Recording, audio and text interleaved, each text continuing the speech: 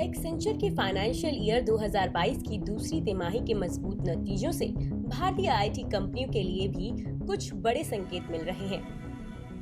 जापानी brokerage firm Nomura ने अपने हाल की रिपोर्ट में कहा है कि एक्सेंचर के नतीजे डिमांड में जोरदार मजबूती की ओर संकेत कर रहे हैं। बता दें कि फाइनेंशियल ईयर 2022 की दूसरी तिमाही में आयरलैंड स्थित मल्टीनेशनल आईटी कंपनी एक्सेंचर की आय में कांस्टेंट करेंसी टर्म में सालाना आधार पर 28% की जोरदार तेजी देखने को मिली है और फरवरी में खत्म हुए इस तिमाही में कंपनी की आय 15 अरब डॉलर रही है, जबकि इसी ड्यूरेशन में डॉलर में होने वाली कंपनी की कमाई में 24% की बढ़त देखने को मिली है।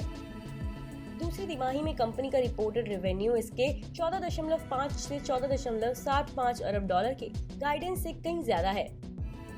आपको बता दें कि कंपनी मार्च से फरवरी फाइनेंशियल ईयर का अनुपालन करती है। एक्सेंचर की सीईओ जूली स्वीट का कहना है कि दूसरी तिमाही में कंपनी के नतीजे शानदार रहे हैं, जो सभी बाजारों, सेक्टरों और इंडस्ट्री में कंपनी के मजबूत प्रदर्शन को दर्शाते हैं। दूसरी तिमाही में कंपनी की नेट इनकम 1.66 अरब डॉलर रही है, जो पिछले साल की दूसरी तिमाही में 1.44 अरब डॉलर रही थी।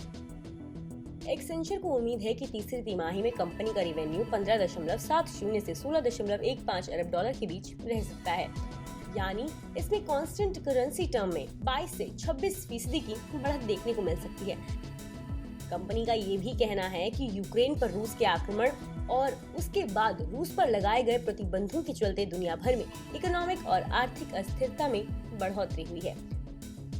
नोमुरा ने अपनी हाल में जारी रिपोर्ट में कहा कि रूस और यूक्रेन के बीच लंबा खिंचता वॉर यूरोजोन के जीडीपी ग्रोथ में गिरावट ला सकता है, जो कि भारतीय आईटी कंपनियों के लिए अच्छा संकेत नहीं है। आईटी सेक्टर के आउटलुक पर नोमुरा के अभिषेक भंडारी का कहना है कि वो भारतीय आईटी कंपनियों के डिमांड आउटलुक को लेकर पॉजिटिव हैं।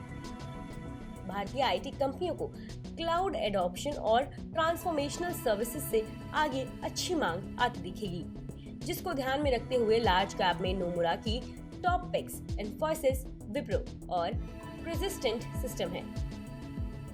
नोमुरा में विप्रो में बाय रेटिंग बनाए रखते हुए इसके लिए 850 रुपए का टारगेट दिया है। नोमुरा का कहना है कि इस स्टॉक में 41% का अपसाइड देखने को मिल सकता है। इसी तरह इसने इन्फोसिस में बाय रेटिंग बनाए रखते हुए 31% के अपसाइड के लिए 2440 रुपए का टारगेट दिया है। वहीं इसने प्रेसिस्टेंट सिस्टम में भी बाय रेटिंग देते हुए 19% के अपसाइड के लिए 5330 रुपए का लक्ष्य दिया है। मार्केट के इनसाइड खबरों के लिए बने रहिए मनी कंट्रोल हिंदी के साथ।